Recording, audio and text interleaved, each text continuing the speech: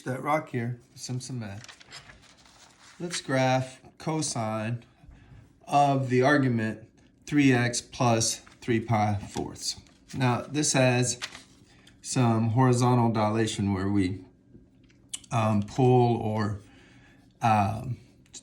push the points closer or further away from the y-axis. But it also has a shift left and right along the x-axis, okay? So that's all. Whenever you have this combination of things, it's confusing because you can't quite actually tell what the shift is as long as this 3 is not factored out. We call that unmasking. We're going to unmask the phase shift. What we're going to do is we're going to factor out this 3. And then that means I'm factoring out 3x or dividing by 3. So 3x divided by 3 is x. And 3 pi fourths divided by 3, well, is 1 pi fourth. Okay, that was kind of easy. If you got 3 fourths and you divide it into 3 equal parts, you'll have 1 fourth. Okay, so that means we're going to go to the left. Well, my last example is to the left. Maybe I should have made this minus. But anyway, to the left, pi fourths units. But our period, remember, is the normal period, 2 pi, divided by this frequency factor, 3. So we're going to have a period of 2 pi thirds, but we're going to shift to the left pi fourths. So let's try the graph now. So we're going to graph y equals cos of 3x plus 3 pi fourths. But to start, I'll do in another color just cos of 3x, okay? So that means I would go by, since my period is thirds, maybe go by sixths or something. But I'm keeping in mind that I need this to shift to the left fourth. So I'm going to go by 12. So a common denominator of 3 and 4 is 12. So I think going by 12ths will be convenient. So I'm going to go by 12. So we're going to make this 1/12. 2/12 is a sixth.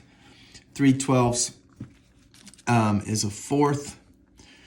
4/12 is a third. And that's all no, I need 2/3 is my period. So there's 1, 2, 3, 4, 5/12. 6/12 is a half. 7/12. And then 8/12.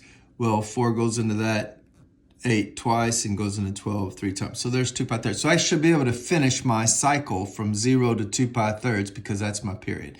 Now we know cosine starts at 1 and ends at 1. And has a -1 in the dead middle there.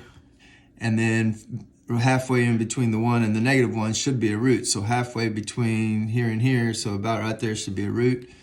And about right here should be a root. And it should look like this.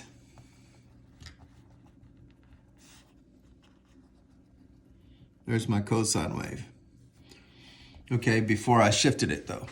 Now let's test that. Let's test one point. Let's test this root, pi 6. So cosine of 3 times pi 6. Well, sure enough, 3 goes down to 6 twice, so that's cosine of pi halves.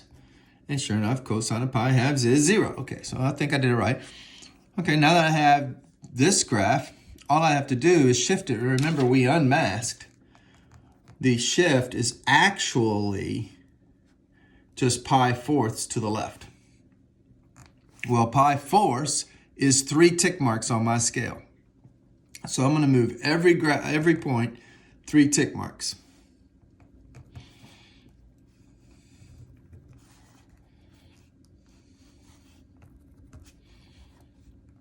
Just moving them all 3 tick marks to the left. We'll see this, it was here, this point is above here, so 1, 2, 3, and then I go up to 1 there. So now I draw my cosine wave.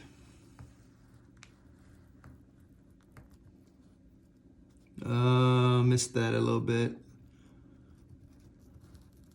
That's not bad.